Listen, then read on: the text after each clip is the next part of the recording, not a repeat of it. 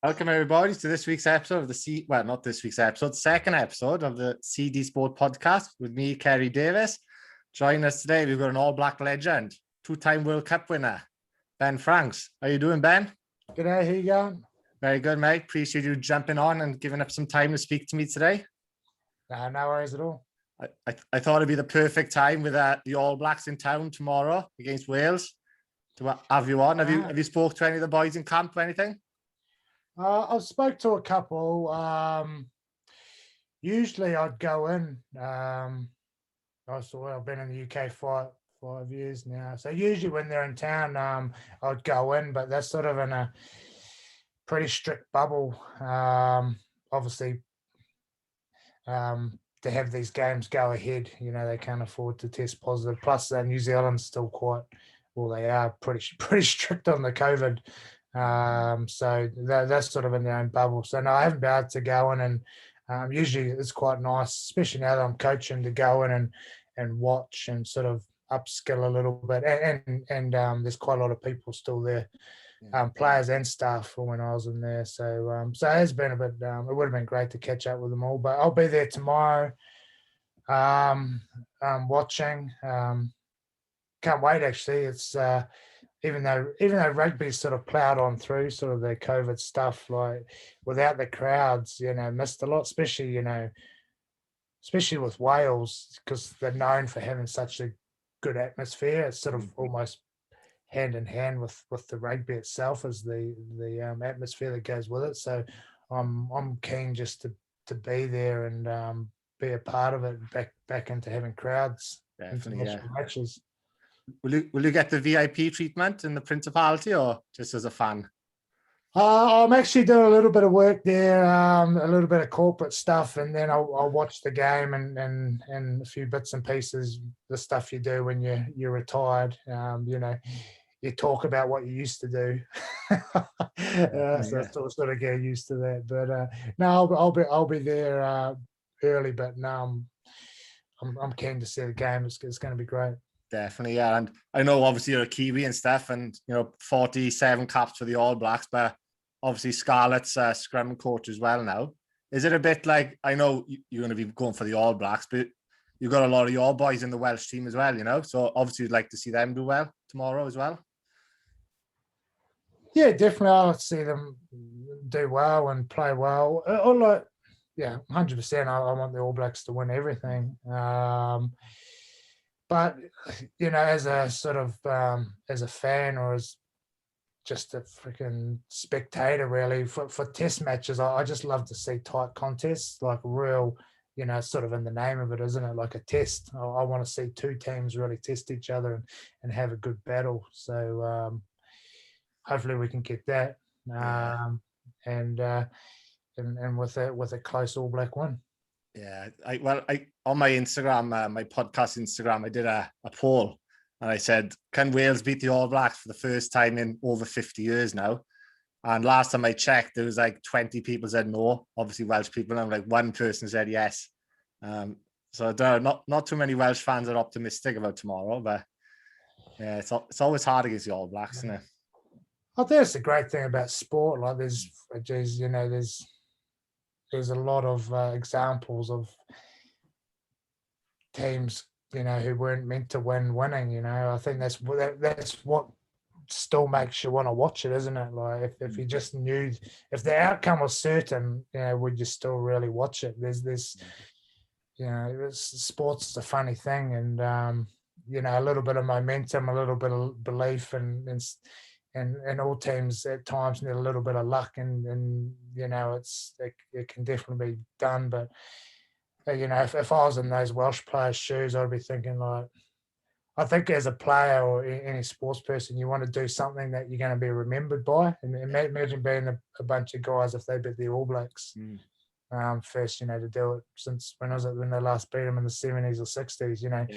Your legacy would be written. You'll be talked about for years. So, they've got an opportunity to do that. I hope that doesn't happen. But, that's the opportunity there. And I think that's the great thing about sport, because, upsets happen all the time. Yeah, I think with the All Blacks, I think like, you know, if any team beats New Zealand in rugby, it's like they've won the World Cup, you know, they're so dominant. And even like your record, I've got it down here, 47 caps. You've won 43 of them. You've only lost 3 games for the All Blacks, you know, 1 draw. That's that's such an impressive record, you know, to have like. Yeah, I was really fortunate. Well, fortunate. I worked hard for it, but I was very fortunate to be part of a, that sort of era. We just had a lot of great. It was a great team, and I was a good player. I was definitely a part of a great team, and there's a number of great individuals, who are in that. Obviously the likes of Richie McCaw and Dan Carter and Kevin Milano. I could name a bunch of guys who were you'd say usually one in a generation, but that sort of group, there was definitely a good core and a wider group of players too that were very well. But it was a great team to be a part of over sort of that 8 years really. Yeah, even and I think like that era for me was like the All Blacks were just, I mean, like you said, like even yourself speaking to you now, I'm like, wow, I'm speaking of fucking Ben Franks, and like obviously Richie McCaw, Dan Carter, was can't even think of so many now. Do you know what I mean? I've got even had a blank, but that era when you won the 2 World Cups, you were just like a force to be reckoned with, like. Yeah, there's different, like, you can go on, like you think like Brad Thorne, you got Jerome Kino, Kieran Reid, Martin Onu, Conrad Smith, yeah. And I'm missing guys there. Mills Mullane, was probably there. Yeah. The list goes on and on. So it was a potentially a bit of a golden time, but I don't think it really started. I always sort of, when people ask me about it, it's always easy to look at the end result. Well, it's not the end result because it's the current team's still sort of pushing on and performing well, but a lot of the team was put together sort of after the 2007 World Cup where they got knocked out in the quarterfinal. So it was definitely a bit of a rebuild. And a lot of hard work had to go in. That first 4 years was a pretty intense time. So it didn't always start as a bit of a bright light, but where it ended, a lot of great players come from over that period. And it's a good, like, New Zealand, they've always got strength and depth as well, but yeah, I might know what I used to live in Australia for like 6 years, so I used to go to a lot of like the Super Rugby and stuff. So I followed it a bit. I knew more of the players back then because I was on that side of the world. It's a bit harder to watch the rugby over here, I find. But I watched like they played the USA last week, the highlights. And obviously I know like the main boys like TJ Perenara, like Bowden Barrett was there. Damien McKenzie was playing, but there's a lot of other youngsters I haven't even heard of, and like that Will Jordan, the winger. Yeah. Man, was he? Well, I got it here. 10 games, 15 tries already. Yeah. 22-year-old. He's just, for me, like, I haven't been following the Super Rugby. I'm like, where's this kid come from? So I think Wales are gonna have to watch him Saturday. I think he's lightning. Yeah, there's I think one of the strengths of New Zealand is there's a lot of competition. They have a really good school system. Like school rugby in New Zealand's really big. And it's a real good standard. So I think that's a really good breeding ground for young talent, and then they seem to come through quite quickly there. But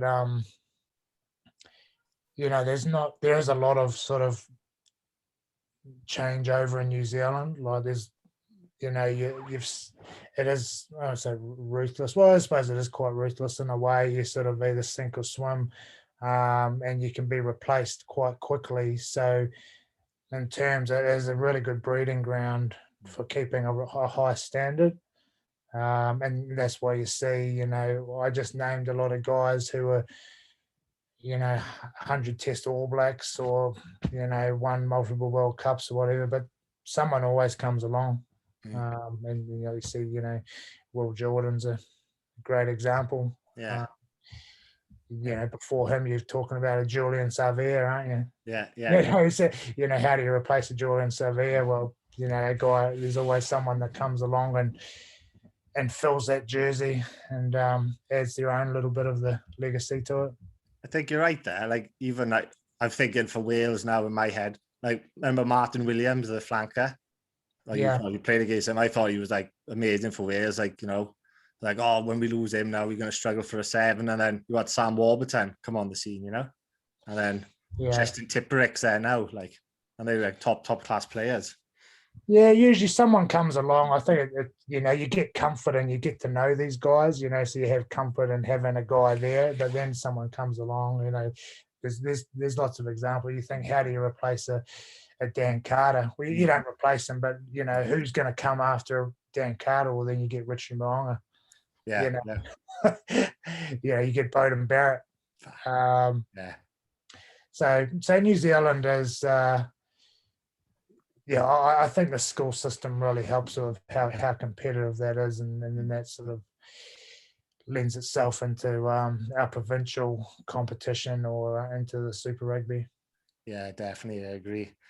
Obviously, like you were born in Melbourne, actually, weren't you? Were you born in Melbourne? Yes, I was born in Melbourne. My dad was in the Navy at the time, so he was stationed in Melbourne. I think I was lived there for, I don't know, a year, max maybe 2 years. And then my dad was from a small place in town in New Zealand called Motueka, top of the South Island. So that's where I lived growing up. And then when I was teenage years, Dad was fishing, was a fisherman, a commercial fisherman, and was working out of Christchurch. So so Motueka, top of South Island, then Christchurch were my home. Yeah, and then your first Super Rugby team would be the Crusaders then, is it? Yeah, so I was at the Crusaders for 8 seasons. Yeah. And that was the team, I grew up supporting. I remember Dad taking me when we moved, from Motueka, because it was a small town, I don't know, 5,000 or 6,000 people, sort of size town, and moved to Christchurch, 400,000, it just seemed like just a huge city, and took me to a Crusaders game, and that was sort of like the first time I can actually think that, you can play this, you can do this as a job, you can play this professional, and crowds come and watch you. And so Canterbury and Crusaders were my team, my childhood teams, obviously with the All Blacks too. So so I was definitely really fortunate. I got to play for those teams. Did your brother come up the same? Were you up like the same time as well? Or were you there a bit before your brother, or? No, yeah, we met. Owen played must have been 3 or 4 years at the Crusaders together. And then at the All Blacks were quite a bit together too. So we overlapped there. So that's quite special too. Probably something I didn't really think about too much, but it was definitely a cool experience that we've been able to have together. You were the first brother since Zinzan Brook and his brother, is it? Yeah, I think that was there'd been a bit of a gap, and me and Owen were the first brothers there. For a while. So now they're like the Whitelocks. There's like freaking been 3 or 4 of them. Yeah. How many Barretts are there? 3, is it? 4? The Barrett. Yeah. So I remember watching one game, and like you said, it was Barrett to Barrett to Barrett. It was like, there's so many fucking Barretts on the field, like. But say it must be quite surreal. Imagine playing with all your siblings for like the All Blacks. It's not often you can say that, is it? No, but then again, like I know if me and Owen, like we probably become our best training partners, because when I was if we're in the gym or we're out on the rugby field, practicing whatever, tackling or any sort of rugby skills, the guy I'm training against is high quality, so if you think of like the Barretts or the Whitelocks or any other sort of, if you've got siblings, you can definitely be your fiercest rivals, and best training partners. So it is a good way to get better. And I think you can see that through, there's a lot of sort of, or in recent years, you've had Julian and Artie Severe also come through as brothers. So there must be something in it. Where is Julian playing now? So he's back in Wellington. I think he's been playing Wellington in our provincial competition and at the Hurricanes. Yeah, right. Yeah, because I know he was in Toulon, I think, wasn't he? But he's gone off the radar. Like, I haven't heard much about him now, Julian Savia. But like a lot of Kiwis, like you say, you don't know where they're gone, and they could be bloody in Japan playing, and stuff like that. Like over here in Wales or England, like.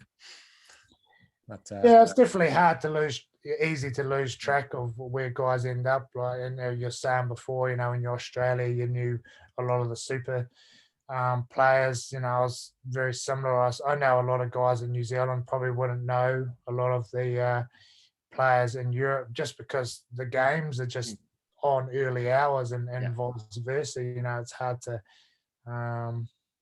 keep track. Do you get up? Like when you are trying to get up to watch maybe the Crusaders or Hurricanes? Or and I still keep an eye on the Crusaders and the Hurricanes too. It usually works out. It's usually about 7 or 8 o'clock kickoff. So actually not a bad time. Yeah. Because New Zealand Super Rugby games are usually played at night to sort of coincide with the broadcasting over here. But like the English Premiership. That'd usually be 2 or 3 o'clock in the morning back home. So it's not that easy to see. To watch it, yeah. How did you find, so you came from, it was Hurricanes, you went to London Irish then, did you? Went to London Irish, went to London Irish for a few seasons and then finished up with Northampton Saints for a couple of seasons. Tough move coming over to the Northern Hemisphere for a few years, and obviously you're still here now. Yeah, it was a tough move. The toughest part is that the World Cup 2015 was in England, and then I didn't go back. I didn't go back home. I sort of just had a couple of weeks off, and then I started with London Irish, which I wish I didn't do because I was freaking just absolutely spent. It'd sort of been. It'd been a big year, and then sort of jumped on straight into another season. So sort of ended up playing a season and a half, non-stop. That was probably the first time my whole career I was just like, I can really remember feeling tired. Otherwise, because I've always loved playing, I love training, so it was never really a problem. But outside of that, I loved it. The hardest bit really is just change, because you get used to a system, how things work in Super Rugby, how to do this. So when you come to a different competition, there's a lot of learning, and the competitions are a lot different. Super Rugby is a bit of a sprint. 14, 16 games. The Premiership, it's played over. You start in almost summer and you come out the other side again and spring. So you play through all the seasons almost, and you're with the same group of guys. It's just a whole different way to go about it. But I really enjoyed it. I'm glad I did it and it got to experience it. I suppose as well, like it's not like the traveling compared to Super Rugby to when you were in London Irish. You're not going to South Africa and Australia. I don't. Were you going to Argentina then when you were there playing? We started to with the All Blacks. They'd come into the championship, but no, I left the year before they brought in Argentina. But yeah, the travel was huge. Huge, yeah. So that is, I think I was a good 3 or 4 months of the year away, which I happily did. Like it wasn't, but yeah, at a point like I'd probably been to South Africa well over 20 times. So that's one thing I did enjoy once I come over here with all the travel. I had a bit more of a regular family life. And then also I travelled to Europe quite a lot with the All Blacks, and never really got to see Europe, because we're just there, and always sort of, if I can just come back. So it gave me quite a good balance. I was still bound to play a really high level of rugby, and then when I got weeks off or some time off, we'd go and explore and travel around. Yeah, right. So I'll take, if we didn't have COVID now and stuff, and the All Blacks they're doing the autumn tour, you call it. Obviously, so they play Wales on a Saturday. What's normally like a schedule now for them? Will they be out of Wales by Sunday, onto like Ireland or something, or do they stay? Yeah, I think usually they'll be by Sunday afternoon. They'll be out, Sunday morning. They'll do a lot of, the medicals just to see where everyone is post the game. Guys who didn't play will probably be doing some extra conditioning work or training. And then then they move on. On to where they got to go next. The All Blacks is quite unique because a lot of the teams over here, they have a training base. Where they're based the whole time. Wales are sort of based in Cardiff, aren't they? And they have sort of as New Zealand's always just a travelling show. You just wherever you're playing is where you're going to be. You're never in one spot too long. Which keeps it quite fun. But yeah, they'll be all packed up and gone by Sunday evening. Well, that is like you were saying about that. It's quite funny because like when you play, say Wales, you play in Principality. If you play England, you play in Twickenham. Like Australia, New Zealand, South Africa. Like mainly Eden Park is New Zealand's home of rugby, but you could be in the West Pack as well. You could be in Dunedin playing, same as Australia. You could be in Suncorp, or you could be in ANZ Stadium. They haven't really got a home, have they? No, I remember playing a test match in South Africa. I think it was after the Football World Cup. I can't remember what year it is, but we played it. I think it was called Mandela Stadium, one of the new stadiums they built for the football final. So we played in front of 90,000+, and then we flew back to New Zealand and we played Argentina in Napier. In front of 35,000, so Napier's a small town in New Zealand, but yeah, they definitely make a big effort in New Zealand to play the test matches all over the country, so everyone in New Zealand's got the ability to go see a game. The All Blacks, yeah. I think. Like, I don't know, you might have been part of it, but a few years ago, I'm pretty sure the record rugby crowd is Australia, New Zealand in the MCG. Do you play in that? No, I know the one I'm talking about. That was sort of early 2000s. Was it that long ago, was it? I thought it was a bit... But I remember watching that one. That might have been around the same crowd too. And even a few years ago when Ireland beat New Zealand in Chicago, like in America, they had like 90,000 Americans there, USA, like. Yeah. So I think whatever the All Blacks score, you're gonna get a crowd. But I think this game tomorrow, didn't it sell out within fucking, I don't know, a day or minutes? I think so. As soon as they put it up, it was gone. So it's great. It's great, yeah. Because I'm going up now for my girlfriend's Australian, so I'm taking her to her first Wallabies game. So I don't know. She'll enjoy it, like you said, being in Cardiff, and it's good. Just everyone's singing and stuff, and it's quite, compact. I think you can go to it's entertainment, isn't it? Then sport is entertainment, and I think what you get. So probably as I found playing over here, all the European nations, they have great atmospheres. So you can easily go, even if you know nothing about rugby, you could go and watch a game. You could watch Wales play and just get caught up in the atmosphere and have a great time, and the sport becomes almost secondary. Yeah, have a couple of pints and the way to go. Yeah. How are you enjoying the coaching, Ben, as a scrum coach? Are you still the scrum coach? You're not like forwards coach now?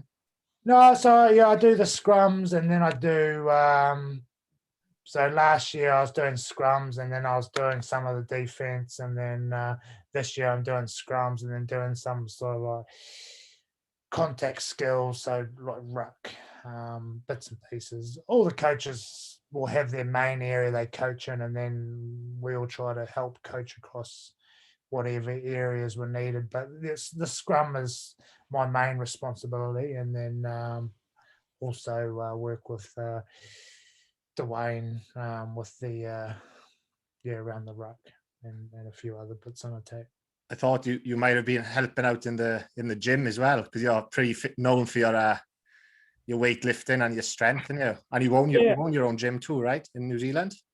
Yeah, I do. I like to have a good relationship with our trainers, and I do this year. So because it goes hand in hand, like I wouldn't say the gym makes the gym for me, makes you a better athlete, and then you take being a better athlete onto the field, and being on the field will make you a better rugby player. Mm-hmm. So they go both hand in hand. The more you can be on the field, the better you will be as a rugby player. And there's, I think when it comes to the gym, people always sort of tend to you get stronger, you get bigger, but there's so much more to it. I think a lot of it is really making you more robust, so then you can do what you need to do on the field.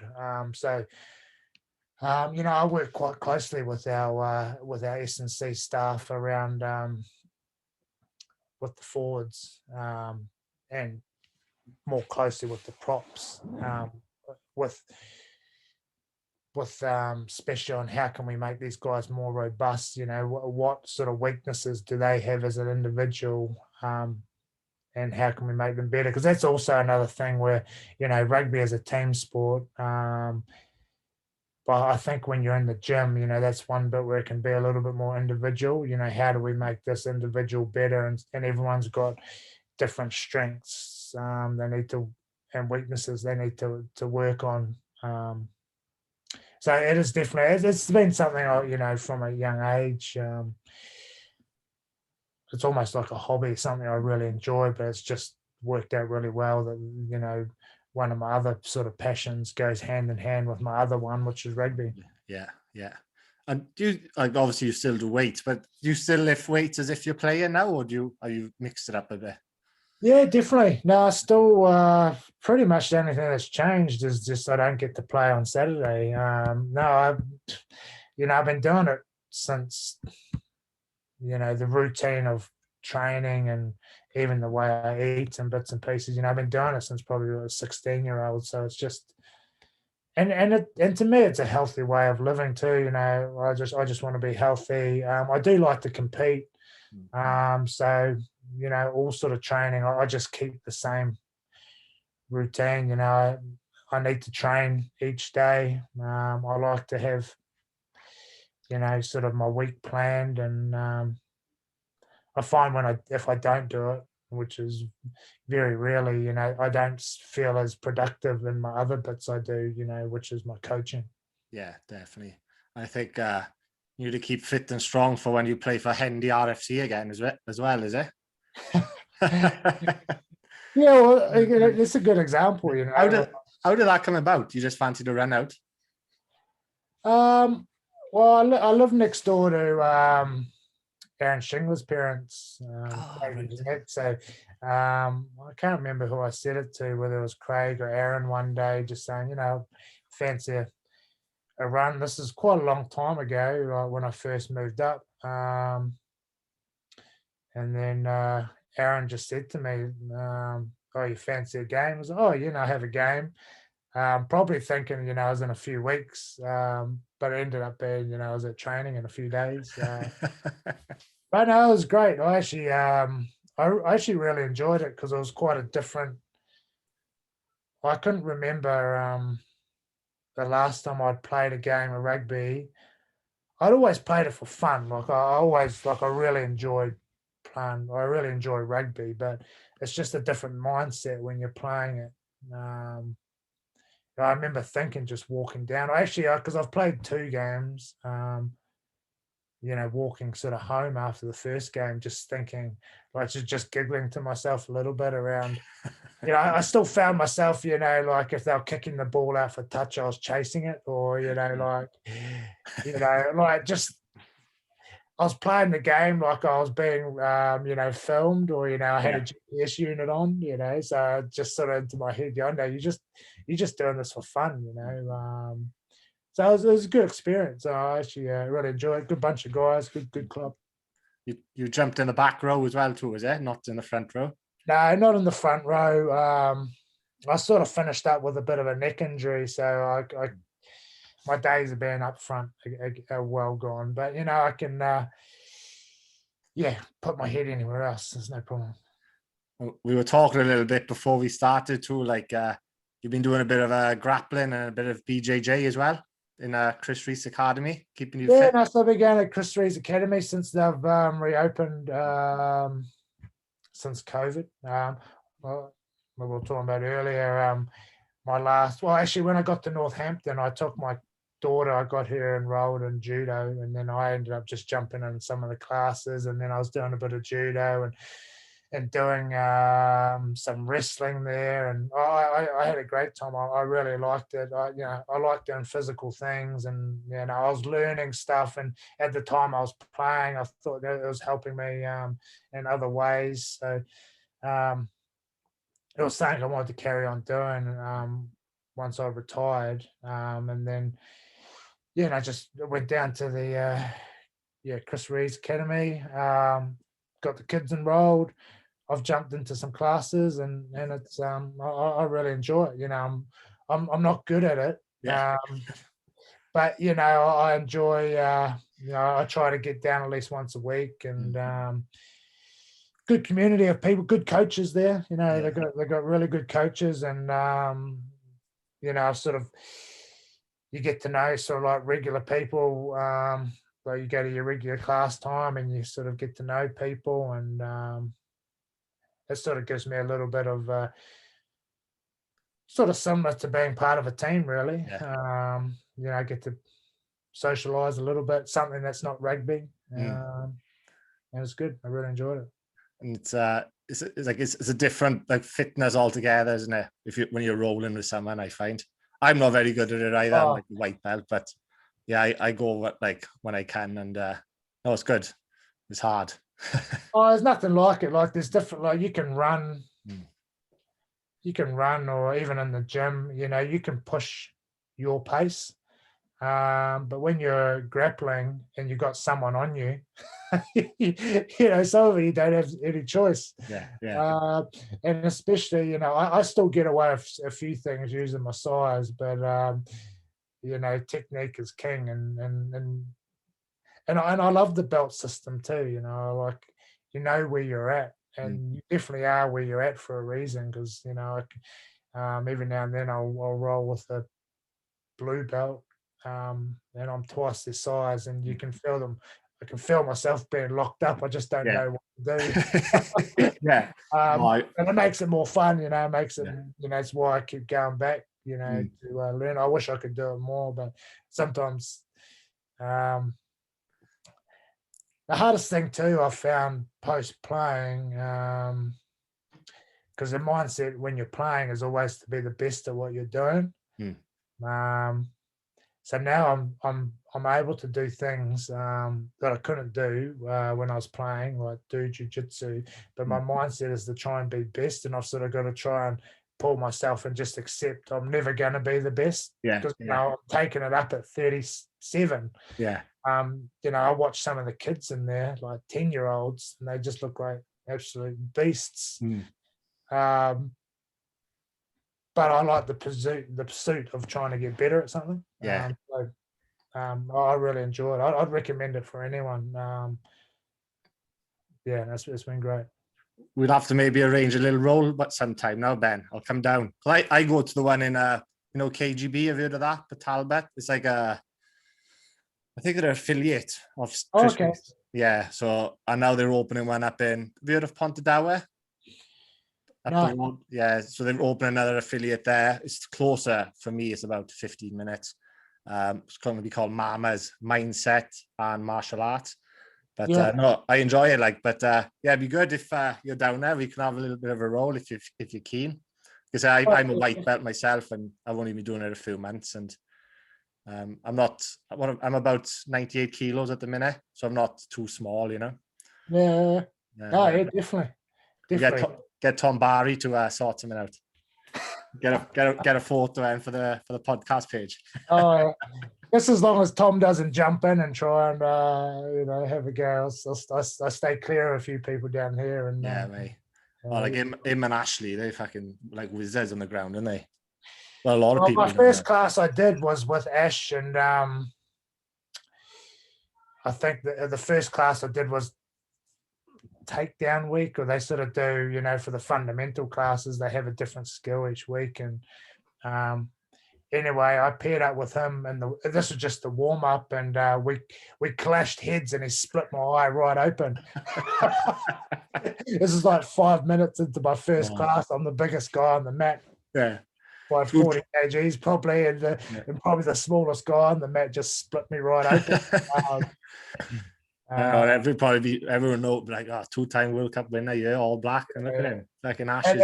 And I should say, because I don't want to turn anyone off from going to a Chris Reed, because it really is for anyone, as you would have seen. You can have all ages, women, men, kids. This was my own stupid fault. I wasn't listening and leading with my head. It's probably the only time I've seen someone split in all the classes I've been to. But like the takedowns are so much different to like a rugby tackle, aren't they? You know what I mean? Like you've been brought up doing rugby and stuff, but it's very different, I think look, I'm not. Well, I think I'm a little bit of experience on tackling, but the takedowns are quite similar. It's just, when I take someone, so because in rugby, when you're on the ground, you're really out of the game. So you want to sound a tackle, you're trying to take, you're putting a guy on the ground, and then then you get back up, and then you're back in the game. Yeah. But the grappling or jiu-jitsu, you put someone on the ground and it doesn't stop. That's where my mentality. If I tackle someone and do a takedown, I think, oh great, I've got him down. Yeah. Game over. Let's stand up, and before you know it, they're wrapping up your arm or your leg or your neck.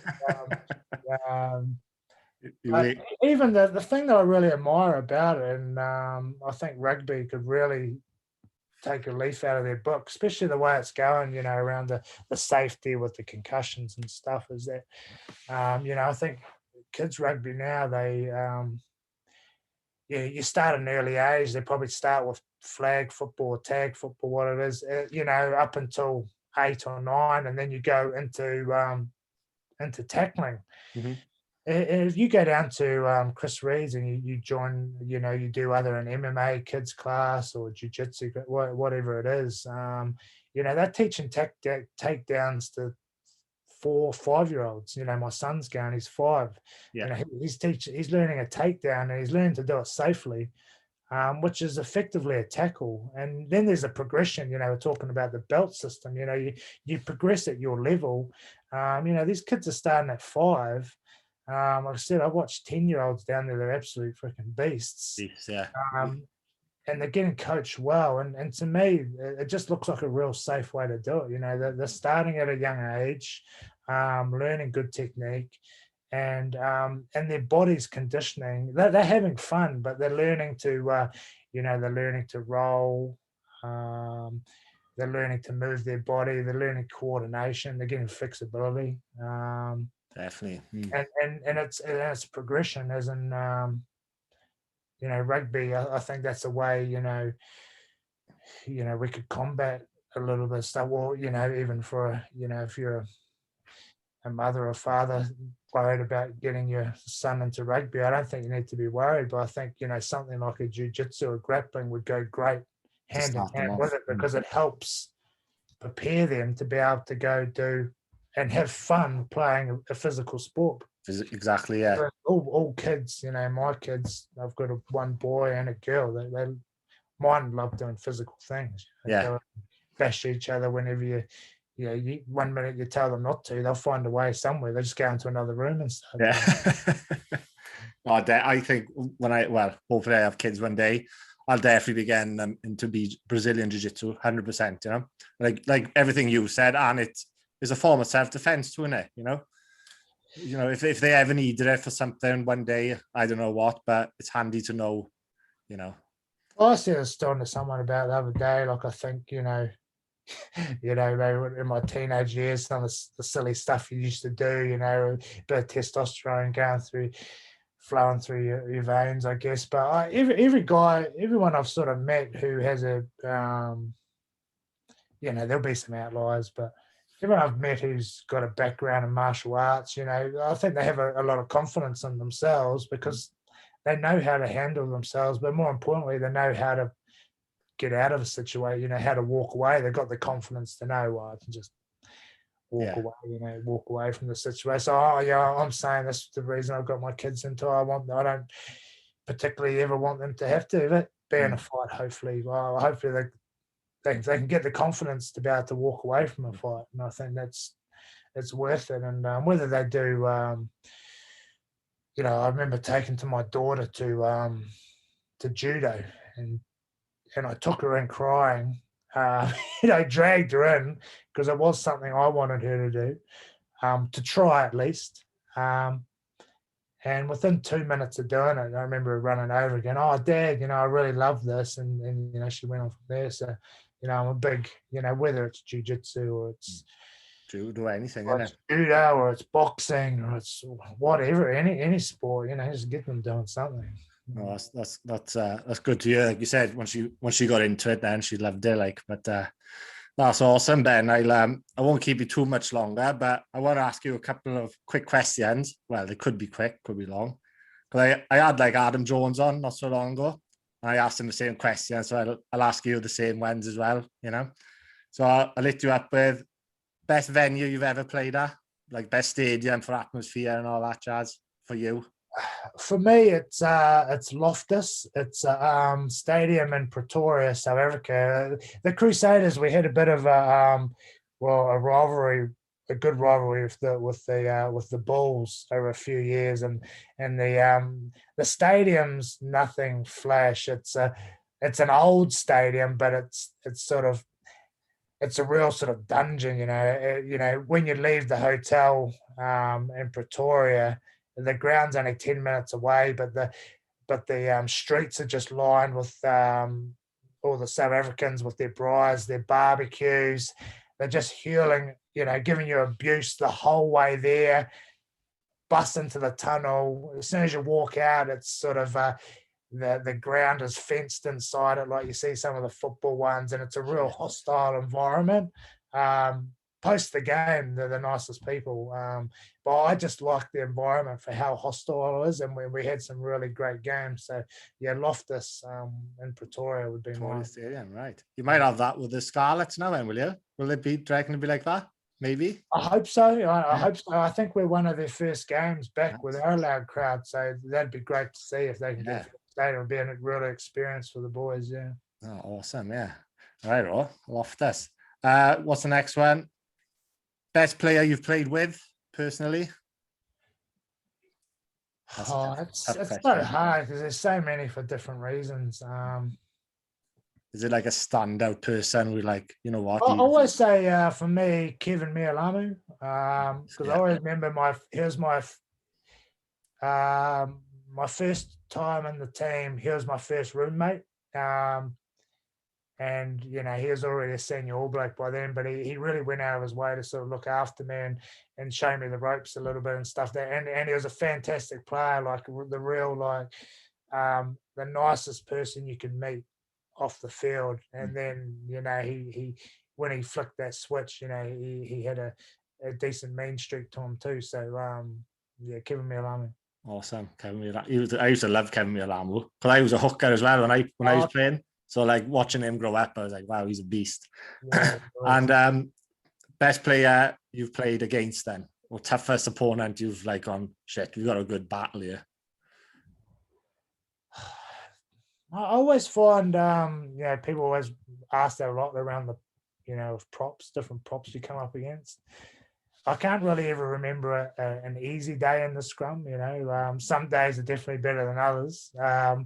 Sometimes guys that you wouldn't know are the hardest because they might be awkward technically. But I'd say I'd probably say my brother because last few years I was at the Hurricanes, he was at the Crusaders, but geez, for a lot of both of our professional careers, we trained in the gym together. We did our off seasons together. We'd always put together an 8-week off season that me and him did together, and we pushed each other real hard. So sort of on and off the field, the person that pushed me the most, would probably be my brother. Yeah, Owen Franks, like you say, 127 caps he's got too, is he? Yeah, no, a decent amount. Yeah, I was like, fucking hell. I didn't realize he was like in the 100 club, to be honest. But fair enough. And I'll ask you this because I asked Adam, and you are renowned for your strength. I know you're a 300 kilo squatter. What's your PB on the bench, Ben? My PB, my bench press isn't my biggest one, but I've done in New Zealand, I've done a powerlifting competition. I'm actually looking to do another powerlifting competition early next year. So bench press is 160, like a competition bench. Where you've got to pause it. So you're not just like, yes. So you have to bring it down, hold and up, is it? Is that what you mean? Yeah, you got to bring it down, and then a judge will tell you when you can. So pretty much you can't bounce it off your chest. Ah, right. Big difference, obviously, isn't it? Massive difference, yeah. Yeah, it is a big, but when I was playing, like in season, probably around the 150s, I found it. My shoulders were never. I always found them a bit banged up. Some guys are big benches, but I was always able. Legs never. I never seemed to get fatigued too much when I squatted or deadlifted the same other guys do, but then they could. I think it's just down to genetics, really, I guess. But I mustn't have much fast twitch in my my upper body, but it was all on my legs. I'd say is a YouTube footage of you catching that winger, isn't it, with the Hurricanes flying? Have you seen that? Yeah. It's a few years ago. I had a little bit of pace at once. Bit of pace there, Ben. Yeah. And go on and give us your prediction for tomorrow before you go. What's the score and how much by? Oh, I don't want to do. I won't be doing scores, but I'll tell you if they look, it's going to be a tough one. It's been well made. They got a lot of changes in there, but I think if their mentality is to go out and play and really take it to the All Blacks, and then thrive on, I suppose, the crowd that they're going to have. I think. If they can keep it close into the second half and then apply pressure, maybe even get a slight lead, anything can happen. I think if it's close around the 50-60 mark, we could be in for a tight finish. But if they keep kicking the ball back to the All Blacks, the All Blacks are great counter attackers. So it could be a big score. Yeah, I just hope. Yeah, exactly. Don't fight if they're kicking it. I think we just need to kill the game, not have Damien McKenzie running after. So fucking Bowden Barr is starting 10, I think, isn't he? But Damien McKenzie's dangerous, isn't he, at the back there? But yeah, I just hope it's a good game. I do. Just enjoying it, having a beer, watching the game, and just hopefully maybe Wales can get the win. That's what I'm going to go for. Awesome, Ben. Anywhere? Are you on? I know you're on Instagram, but do you want anyone to follow you on Twitter? Have you got No, I don't have Twitter. I'm on Instagram, but I barely use it. I think you're Ben Franks 01 at Ben Franks 01. So sounds familiar. Give him a follow, guys, and also don't forget to like and subscribe to my YouTube channel as well, the CD Sport Podcast, and give my Instagram page a like and a follow too, the CD Sport Podcast. So spread the word on that one. Spread the love. Thank you, Ben. All Blacks legend, Ben Franks, everybody. Cheers, mate. You.